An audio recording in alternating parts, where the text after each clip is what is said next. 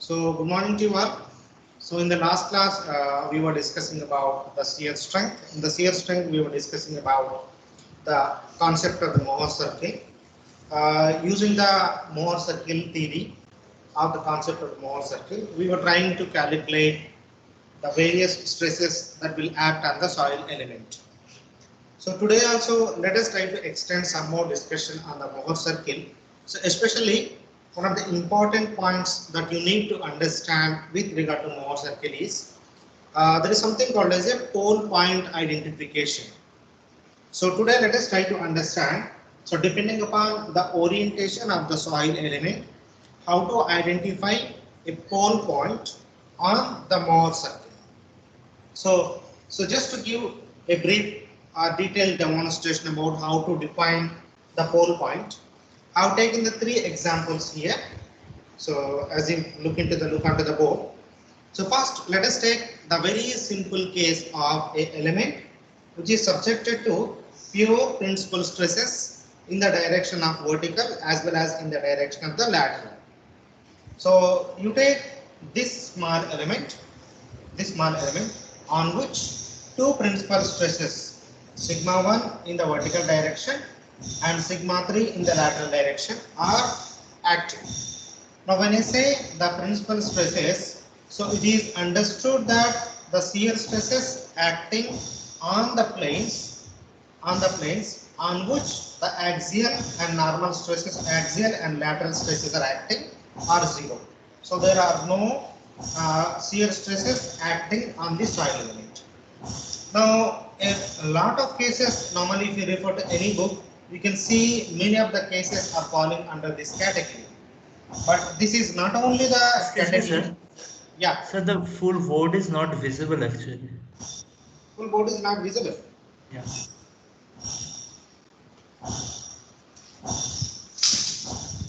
It's okay now? Not yet, sir.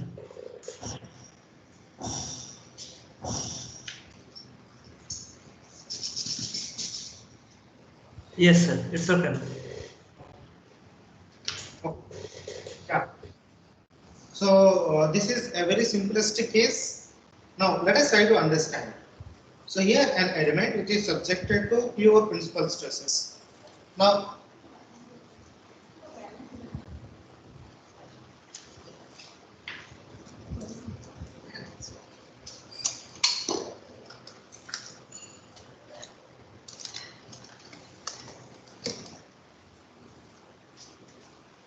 yeah. So first of all, if you ask to draw the Mohr circle corresponding to this soil element, so it is very simple. I know the value of the sigma 1 where the shear stress is 0. So therefore this point directly falls so on the x-axis, directly falls on the x-axis. While this is sigma 3 in the lateral direction, so this point directly falls so again on the x-axis because the shear stress at this point is 0, shear stress at this point is 0. The other way around of understanding this one is you can straight away write that so the stresses at this point are nothing but sigma 1 comma 0. Similarly, the stresses at this point are nothing but sigma 3 comma 0, where sigma 1 is the principal stress acting in the vertical direction. How means the 0 means it is the shear stress acting in that plane. So shear stress acting on in a plane. So which is 0. So here the plane is horizontal. The plane is horizontal. Now another example is sigma 3 comma 0. So where sigma 3 is acting on the vertical plane. Sigma 3 is acting on the vertical plane. So here the shear stress on this vertical plane also 0. Now how to identify a pole point and what is its significance depending upon the element type or the orientation of the element. Now in this case, if I take this simple example, to identify the pole point, what I need to do is, see, first of all, drawing a Mohr circle is a graphical method. So although we can do the same thing with the analytical way, but graphical way is much easier than going for the analytical way. Now in a graphical way, suppose if you have already drawn the Mohr circle by knowing sigma 1 and sigma 3, what next you need to do is, so sigma 1 is acting on the horizontal plane. So in the horizontal direction, from the sigma 1, so draw a horizontal line. So this is one first line. Similarly, sigma 3 is acting on the vertical plane. So maybe when you are drawing in a graphical way, you are taking the protractor. So take the protractor in the vertical direction and sigma 3 as a horizon. So draw a vertical line. So wherever these two lines, horizontal and vertical lines, are meeting, that point is called as a pole point. Now in this case, it is very easier to understand or identify the pole point because it is directly lying on the x-axis, and we know the element doesn't subject to any shear stresses. Now let us try to a bit complicate the same case where the orientation of the soil element is in the horizontal or vertical direction the same. However, the element is now subjected to shear stresses as well. So here I have taken another example. See, for example, here I may take, there is a 20 kilopascals of the stress acting in the vertical direction and 80 kilopascals of the stress acting in the lateral direction. So 20 in the sigma 1 direction or sigma y direction. Here you can take, so this is x in the x direction while it is in the y direction, whatever you wish. So depending upon your designation, either you can change this is sigma x, this is sigma y, or this is sigma x and this is sigma y. So it is up to you. So depending upon your convenience and your understanding. So in this example, I am taking sigma x in the horizontal direction and sigma y is in the vertical direction. Now the shear stresses that are acting on the element are of a magnitude of 40 kilopascals. Now here, so the direction of the shear stresses are more important. Usually, when we go for the axial loads, we say the compression is positive.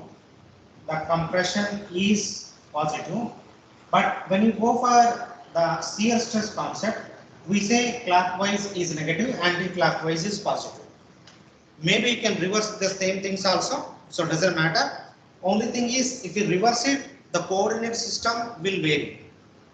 So that you must remember. Now, for example, if I take here the directions of the stresses as compression positive and the shear stress clockwise in the negative direction. Now, suppose if you look at the shear stresses, so on the horizontal plane, so they are acting in anti-clockwise direction. On the horizontal plane, they are acting in the anti-clockwise direction. On the vertical plane, they are acting in the clockwise direction. So therefore, on the vertical plane, the shear stresses are the negative value. On the horizontal plane, the shear stresses are the positive value. So anti-clockwise positive, clockwise negative. Now depending upon the direction, the positive or negative direction. So now I can have two number of points. 20, 40 is the one number of point. So this is point number 1. 20, 40. So 20, 40. So identify the point number 1. 20, 40. So 20 is the vertical stress and 40 is the shear stress. Since shear stress is in anti-clockwise direction and compression is positive, so both are the positive values. So for sigma, the right side of the vertical plane is positive, left side is negative. For tau, above is positive and below is negative. So you may take even reverse also. There is no problem. So since both are positive, so I got my first point above the sigma axis 20, 40. Now suppose if you take the second point, so it is a compression positive and the shear stress is in the clockwise direction, that is negative. So 80, minus 40. So this is point number 2. Now, try to understand. In the first case, the 2 points were directly lying on the horizontal axis. While in this case, so the 2 points are not lying on the axis. They are above and below the normal stress. Above and The below the. video is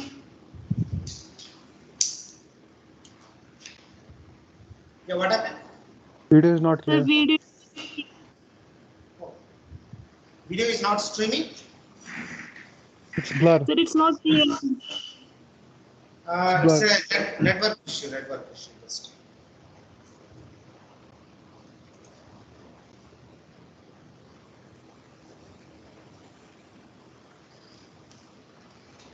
Should we rejoin, sir?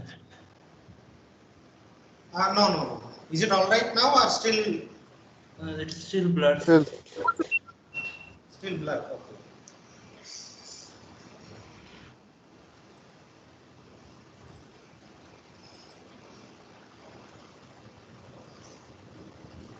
So now,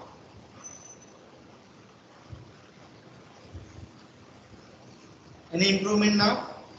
Yes, sir. Yes, sir. Okay.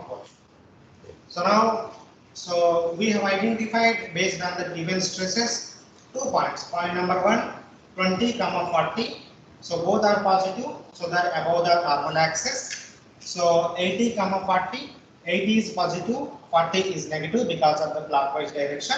So this point is identified below the normal stress axis. Now taking point 1 and point 2, so simply join point number 1 and 2. Point number 1 and 2. So this as a diameter of the circle. So this as diameter of the circle. So draw a Mohr circle. Okay. So if you draw the Mohr circle, so this Mohr circle touches the normal axis at these 2 points. So they may be a positive value, they may be a negative value.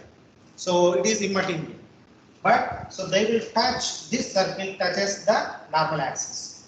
So wherever it is touching on the right side, that would give you the major principal stress value, while the minimum value is minor principal stress value.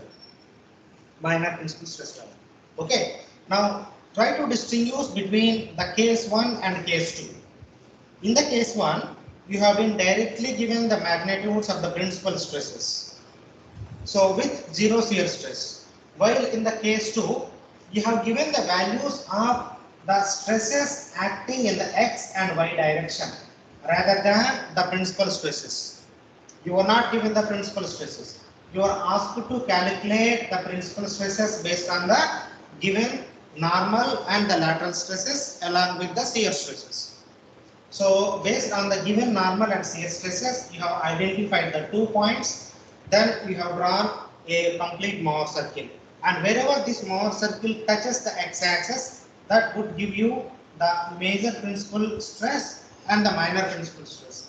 Again, so just to avoid the confusion, so on the x-axis, the shear stress is 0.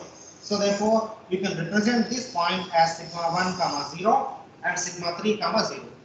And wherever, suppose if you draw vertical line from the center of the circle, so this point is nothing but your sigma comma tau max.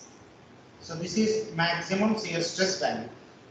While on the horizontal axis, the shear stress is 0. At the apex point, the shear stress is the maximum. So here maximum shear stress is sigma 1. While here it is not. Here it is. Okay. So now, is this point is clear? How to distinguish the principal stresses and the ordinary vertical and lateral stresses. So if you have any problem, just ask me if something is not clear.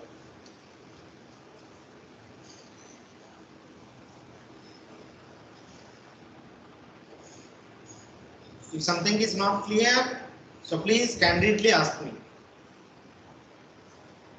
excuse me, sir. Sir, please repeat sign convention, sir. 80 minus 40, I'm not clear, sir. See, usually we take compression as a positive, tension as a negative. And when it comes to shear stresses, clockwise will be taken as a negative and anti-clockwise will be taken as a positive.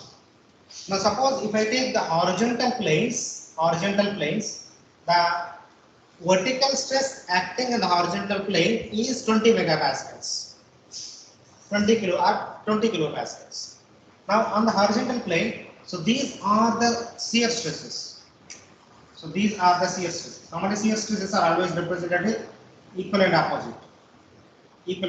Okay. So now suppose if you look at the direction of the shear stresses acting in the horizontal plane, they are in the anti-clockwise. So therefore it becomes a positive value. So 20, 40 are the positive values. Now suppose if you look at on the vertical plane, suppose if you look at the shear stresses on the vertical plane acting, here it is upward, here it is downward. Suppose if you take the direction at the orientation, so then this will make the clockwise.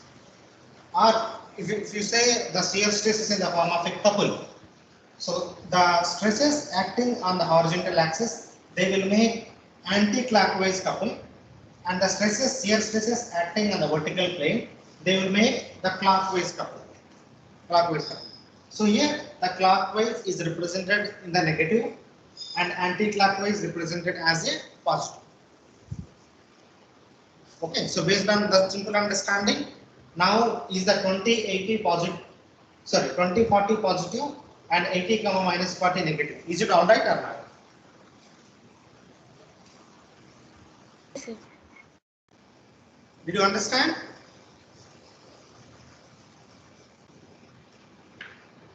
Benazira, is it clear now? Yes, sir. Always we take point 1 is a horizontal and point 2 is a vertical, sir. Point 1 is a horizontal. Yeah, point 1 is a horizontal plane, point 2 is a vertical plane. True. Okay. Okay. So now this point is done. Now in the earlier case, the principal stress of sigma 1 is acting in the horizontal plane, and another minor principal stress of sigma 3 is acting in the vertical plane. Since no shear stresses, that is possible only in the horizontal axis. So sigma 1 as a center, we have drawn one horizontal line. So sigma 3 is acting in the vertical direction. So sigma 3 as a horizon, we have drawn one vertical line. Wherever these 2 points are meeting, that point is identified as a pole point. But here, so on the horizontal plane, so the shear stress is there and the normal stress is there. So, but this is a horizontal plane. So taking point number 1 as a reference, and the plane is in the horizontal direction. Draw a horizontal line. So starting from point number 1. So this will touch the Mohr circle at this point. Similarly, so take the vertical plane. So point 2 as the reference. So you set your drafter in the vertical direction, and point 2 as the horizon. So draw one vertical line. So usually these two always meet at a common point. Wherever these two points are meeting, that point is called as a pole. So this is the pole point. Okay. So try to distinguish between the case 1 and case 2. So this is one. Now what is the significance of this pole point? Now if you are asked to determine what is the angle made by the major principal stress or the minor principal stress, they should be drawn with respect to the pole point, not any other point, not with respect to point number 1 or the point number 2. So in a sense, suppose if you draw a line, so from pole point to sigma 1, so this will become the angle made by the major principal stress. Similarly, so this is the another line with respect to horizontal. So say you can say this is theta 1 and this is theta 2. So theta 1 is the angle made by the minor principal stress with respect to horizontal. Theta 2 is the angle made by the major principal stress with respect to horizontal. With respect to horizontal. Now, one thing you need to understand here. In this case, the sigma 1 is horizontal and sigma 3 is horizontal. But in this case, the sigma 1 and sigma 3 are not horizontal. They are making some inclination. They are making some inclination. So that's what is the difference between this case and this case. So here the sigma 1 is horizontal, sigma 1 is vertical and sigma 3 is horizontal. But here they are inclined. They are inclined.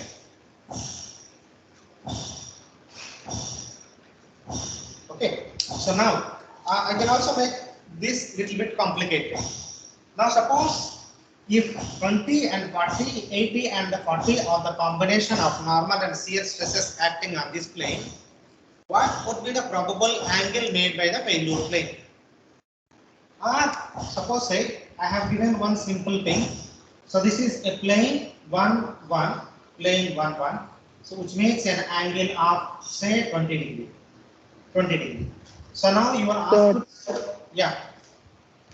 So there is a lighting on the board, sir. There is a lighting on the board. Yes, sir. Before it was not there, but now it is there, sir. Okay, okay. Yeah. Okay. So now, suppose if these are the combination of the stresses that are acting on the soil element, what are the normal and shear stresses at which this soil element fails? Suppose say this is the failure plane, plane 1, 1 is the failure plane, which is horizontal with respect to horizontal of 20 degree. And what are the normal and shear stresses that are acting? Normal and shear stresses acting. So you are asked to find out normal and shear stresses. So the biggest question is how to identify my failure plane, that is 1, 1, which makes an angle inclination of 20 degree with respect to horizontal. With respect to horizontal. So that you should make always with respect to the pole point. So this is the pole point. So from here, so you need to draw an inclined plane. So inclined plane, which makes an angle of horizontal 20 degree. Yeah, 20 degree. So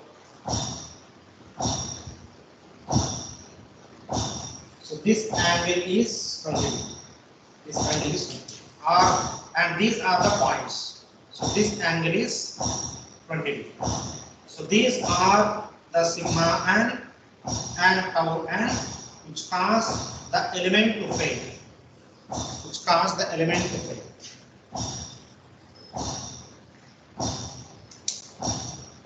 Okay. So this is how you need to identify. Suppose if normal and shear stresses are given in any element, so to identify the failure plane and the stress normal and shear stresses acting on the failure plane by identifying the pole point. Okay. So now, so in case 1 and case 2, the orientation of the element is in the vertical direction. But what if my entire element direction itself is inclined?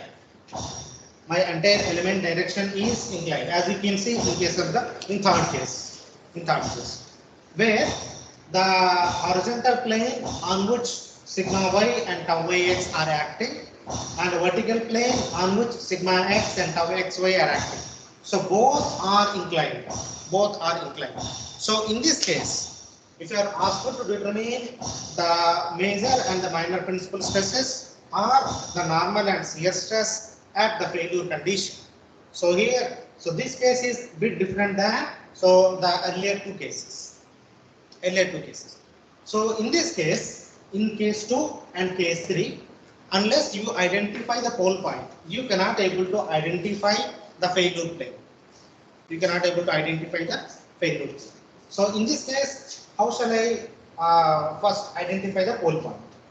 So as I told, so the procedure to draw the Mohr circle is remain same like a case 2. Like a case 2. So here, first sigma y and tau yx. Sigma y and tau yx. So depending upon tension or the compression, depending upon the clockwise or anti-clockwise. So try to identify the points of sigma y and tau yx. Sigma y and tau yx. So here the shear stress acting on the horizontal plane makes a clockwise couple. So therefore it is a negative. So sigma y comma minus tau yx. Minus tau yx. So now on the vertical plane, this is sigma x and tau xy. So the couples acting on the vertical plane, they will make anti-clockwise direction. So therefore the shear stresses on the vertical plane will become positive.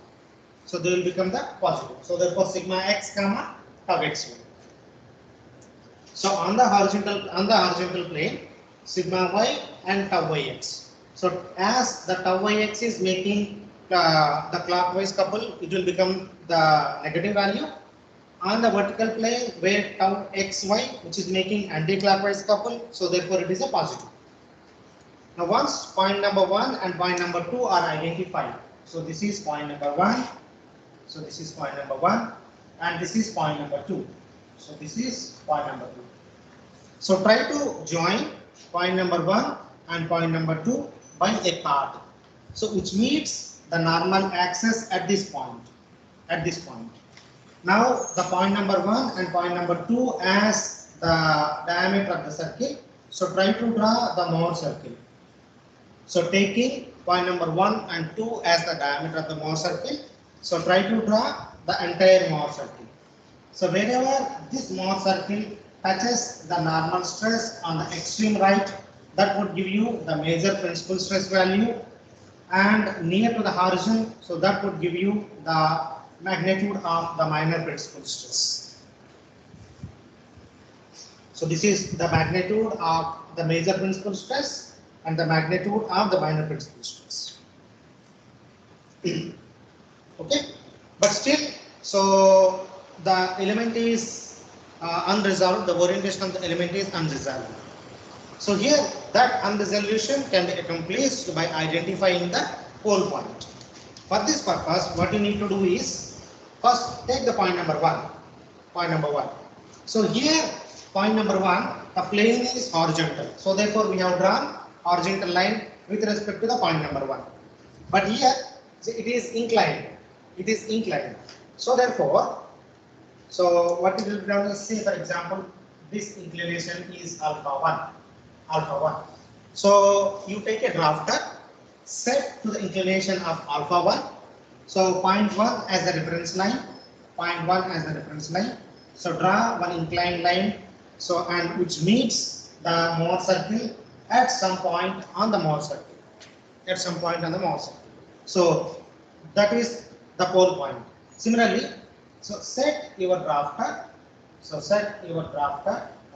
So with respect to horizontal. So this is alpha. So set your drafter in the inclined direction of angle alpha 2. Alpha 2. So point number 2 as the horizon. So draw one inclined line. Draw one inclined line. So with respect to, are equivalent to alpha 2. Equivalent to alpha 2. So usually these 2 points will meet at a common point. That point will be referred to as the pole point. So this point will be referred to as a pole point. Now, based on the pole point, based on the identified pole point, now you can draw the direction of the major principal stress.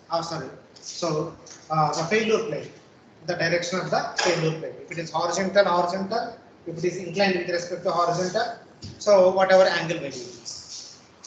Okay, wherever that failure plane touches the Mohr circle, so that will give you the respective normal and shear stresses which are causing the failure of this element. Failure of this element. Okay. So this is a very simple understanding about the identification of the pole points depending upon the orientation of the elements. The orientation of the element purely subjected to principal stresses. The element which is in the vertical or horizontal direction, but subjected to both axial stress and the shear stress, and the inclined element, which is subjected to again the normal stress and the shear stress. So if you have any questions wherever you are not able to understand, so please ask me. So please repeat this third case. Third case means which point shall I repeat? So locating this pole point. Locating the pole point. Okay. See, first of all, is it clear to you the identification of the point number 1? Yes, sir. And point number 2? Yes, sir. Okay. So taking the distance between the point number 1 and point number 2 as the diameter of the circle, now you have constructed the Mohr circle. That point is clear. Yes, sir. Wherever this circle touches the normal axis, so on the right side will give you the major principal stress value. On the left side, it will yield the minor principal stress value. Okay. So once these things are done, now you need to identify the pole point. For that purpose, what you need to do is first look at the point number 1. This is the point number 1. So this point number 1 is in the inclined direction with an inclination of alpha 1. Okay. So take point number 1. So with respect to horizontal, draw an inclined line with inclination of alpha 1, with inclination of alpha 1, and this inclined line touches the Mohr circle somewhere here. Somewhere here. So that point is represented as the pole point. But usually, so this is the junction of the two horizontal and vertical. So now, with respect to alpha 1, we have drawn one inclined line. Similarly, so with respect to the another inclined plane of the point number 2. Now let us take the point number 2. So other point number 2, the vertical plane is inclined with an inclination of alpha 2. With an inclination of alpha 2. So with respect to vertical, so even if you take with respect to vertical, so this will become not this. So with respect to vertical, no, this will not become alpha.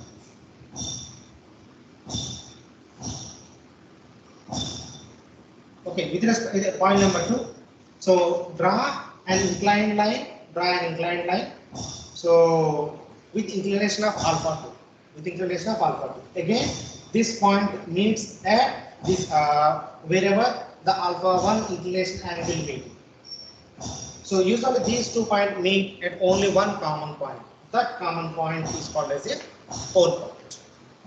Or if you have any other question, let us try to understand. This is a graphical method. Mohr circle is always a graphical construction method. Once you have constructed the entire Mohr circle, set your rafter to an inclination of alpha 1, take point 1 as a horizon, draw the same inclined line. So this touches the Mohr circle at some point. Now in the next step, set your rafter to another inclined line of alpha 2, take point number 2 as a reference point and draw another vertical line. So usually these 2 vertical lines will meet at a common point. That is as simple as possible. Sir, Yeah. so in the second case, you assume some alpha angle for failure plane. Sir, that alpha is making with respect to what plane, sir? Second case, sir. Alpha 2. No, sir, second case. No, sir, the 20 degree. The 20 degree that we assumed. Oh, this 20 degree. Yes, sir. Yeah. Yeah, Yes, with respect to horizontal. In this with case, respect to horizontal. if you have any confusion, suppose if I draw like this 20 is this 20, same. Whether you take from the top or bottom. Sir, why are we assuming that the failure plane will lie on the 20 degree? No, just for demonstration purpose. I'm not assuming. Okay. Just for demonstration purpose. So because you need to understand, for this combination of vertical and lateral stresses and the shear stresses, what would be the normal and shear stress? Because that is the final target of our study. Sir, Yeah. yeah, go on. Please Sir, go on. sir, similarly, can you draw in third case alpha angle and draw to the Mohr circle? It is already drawn now. No, sir, failure plane angle. Failure plane. So now you can draw. Suppose say the failure plane is a horizontal. Suppose say your failure plane is a horizontal. Say this is x. So with respect to pole point, you draw any horizontal line. So wherever this horizontal line is touching, so that is called as the normal stress and shear.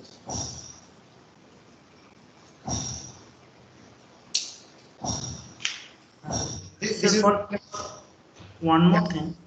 No, sir, it's making some angle, sir. suppose say you draw another plane. So this is say theta 1. Okay. So this is sigma n and tau s with respect to theta 1. Suppose say if I draw another line. So this is sigma n and tau n. So if this is the theta 1 and this could be theta 2. So if you want to draw, Please, theta 1 and theta 2 represent in the plane, sir. yeah. Suppose say if your failure plane is horizontal, and these are the maximum normal and shear stresses that would cause the failure of the element. Suppose if the failure plane is inclined with an angle of theta 1 with respect to horizontal, so as a pole point, as a reference point, draw any inclined line. Wherever this inclined line is touching the Mohr circle, that would give you the shear and normal stresses that would cause the failure of that element. Yeah, I understand there is a confusion. So I'm going to take a comprehensive example. Once this is clear, then maybe I will draw that comprehensive example. Sir, can you Yeah. please represent theta 1 in the plane, sir? I will represent. That's what I will go to that point. Yes, sir. Sir, because we in that condition we have problem. Suppose theta 1 is making upward angle or downward angle. So that's fine. So in that case, it is very simple. So now this is the failure plane. This is the failure plane. If this is the failure plane, you draw any element. So this is your theta 1, or this is your theta 2. So in this case, you draw any element. So this is angle made by the theta 1. This is angle made by the theta 2. Is it clear now? Yes, sir. Okay, very good. Sir, one more thing. Is the pole point practically always going to be on the Mohr circle? I mean, Pole point, yeah, it is in the Mohr circle only. Otherwise, where else it could be? uh, It cannot be outside or inside. It has to be on the Mohr circle only.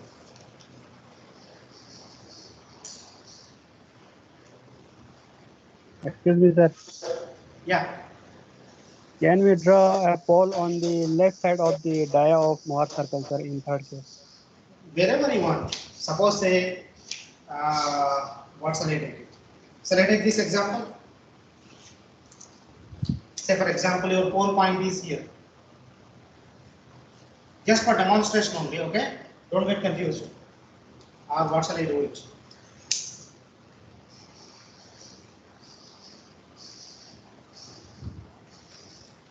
You can try anywhere the pole point. Okay, so let me rub it out this one.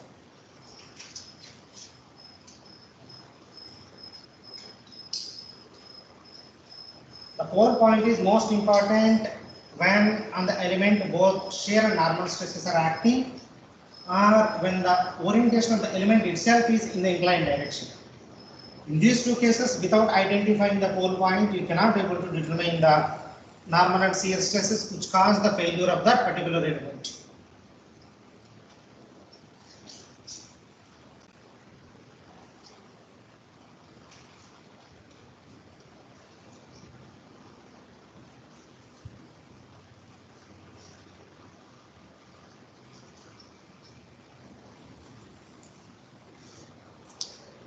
Okay.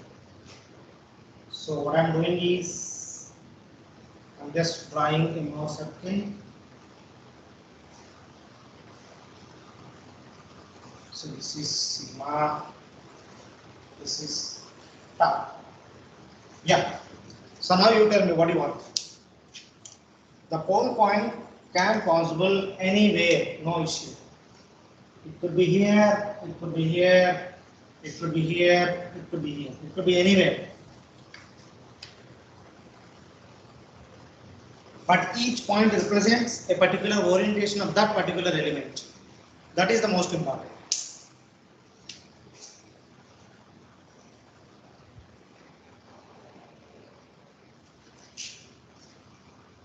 So this is the pole point. So this is the pole point. Okay, so if you want any understanding, suppose say, so this is the failure plane. So this is the failure plane. So how shall I understand on the element? So draw an element. So this is the failure plane. Say theta 1. Theta 1. Say from this point.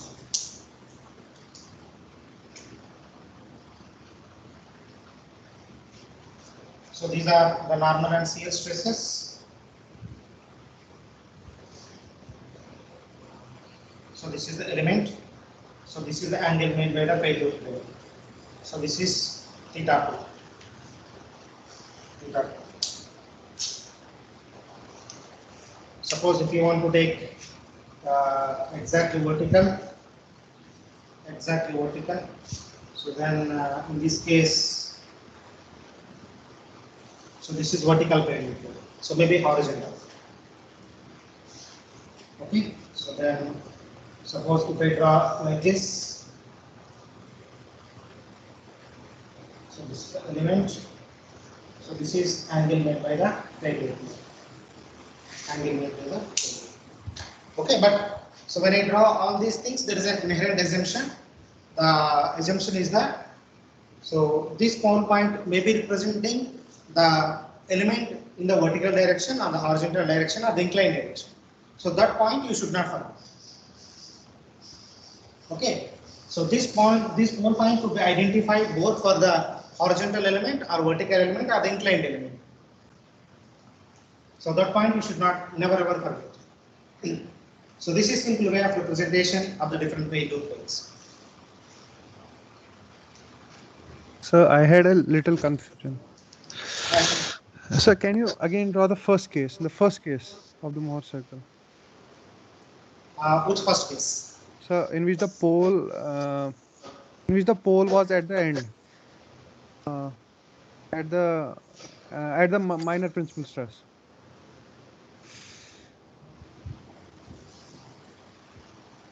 So this one. Yes, sir, and the soil element with it. Can you Soil draw- element is Yeah.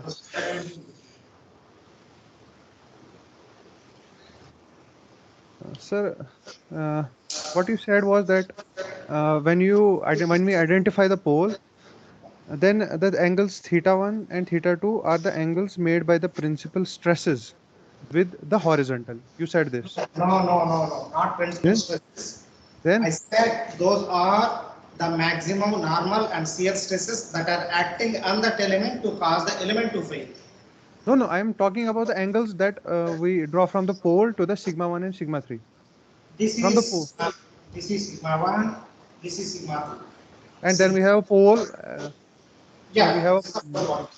And after that, from the pole, when we draw the lines to the sigma 1 and sigma 3, the angles, the theta 1 and theta 2, you said it is the angle made by the principal stresses with horizontal. Yes. So if you see in the soil element, the angles made by the minor principal stresses with the horizontal is 0 here in the first case, and with the angle made by the major principal stress with the horizontal is 90. Yes. So how can you say in the figure it is like that? I don't think in the figure it seems like both are 0 in the Mohr circle. If we draw a line from the pole to sigma 1 and from pole to sigma 3, they both are 0. pole to sigma 1 and pole and to pole sigma. to sigma 3. They are both 0. But in the soil element, we have 0 degree and 90 degree. How can you justify that? Where is the 90 degree? 90 So, means vertical, na? you said the angle made by the principal stresses with the horizontal. So Yeah. we have one principal stress in the horizontal direction, other is in the vertical direction. But I am talking about the normal and shear stresses. So this is sigma n and this is tau s. Sir? I am talking about, so they will give you the values of maximum normal and maximum shear stress. No, I am not talking about the values. I am talking about the angles.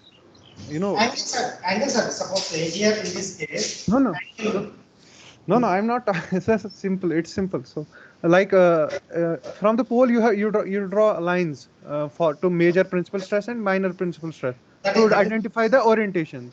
Identify their orient. see, try to understand what I am saying. What you are saying is angles made by the major and minor principal stress.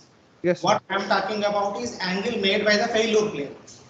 So, but it also gives that also, na?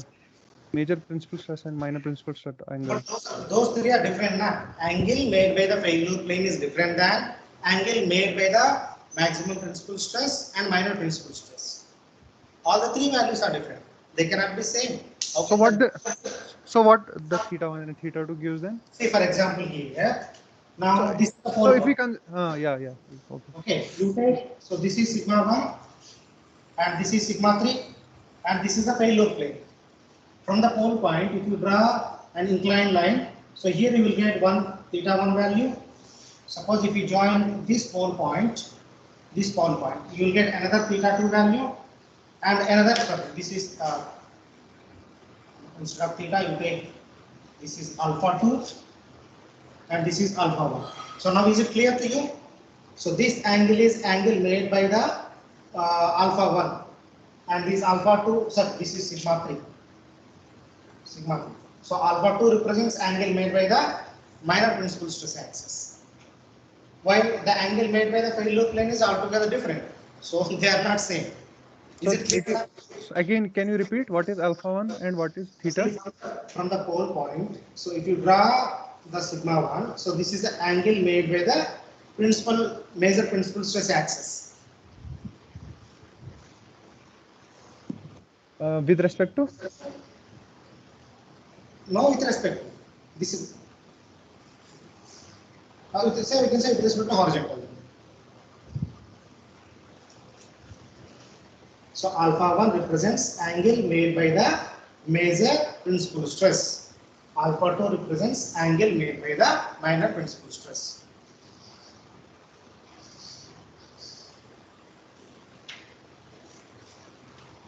Okay, again, so they will not represent the angle made by the planes originally. So these are the angles made by the major and minor principal stresses. I was talking the same thing then. But I don't get this. I will see first it. Then I will talk to you. Just try to understand. Yes, sir. Okay, so they will not represent element direction or the element orientation. Element orientation is different because based on the element orientation only you identify the pole point. And once you got the pole point, then if you connect this pole point with the sigma 1 or sigma 3, then you will get the inclinations of the sigma 1 and sigma 3.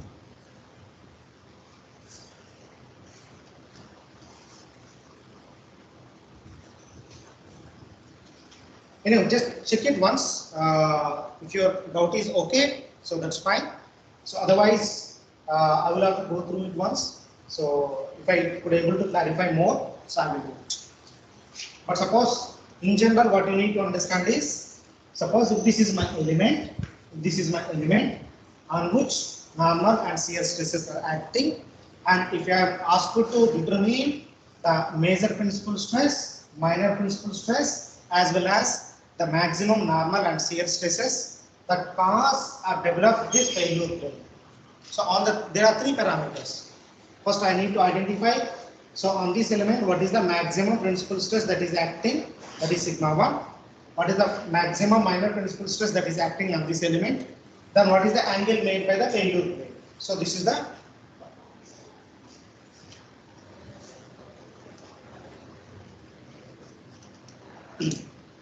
okay. Suppose if you want to do all these things in analytical way, it becomes a little bit laborious. In the graphical way, it is very simple. Sir, in exam can be used graphical way to solve the question? Yeah, it is up to you. Okay, sir. Sir, Yeah. practically it is possible, sir, for vertical and horizontal failure planes. Yeah, why not? Why not? Okay, sir. Generally, you are getting, sir, inclined failure plane, sir, in practical triaxial test. That is highly simplified one. That is highly simplified one. Okay, sir. Okay, so I don't know whether I have a time or not. Do you have some time? Or maybe better we will PGM. discuss. Okay, so maybe we'll discuss in the next class about all those things.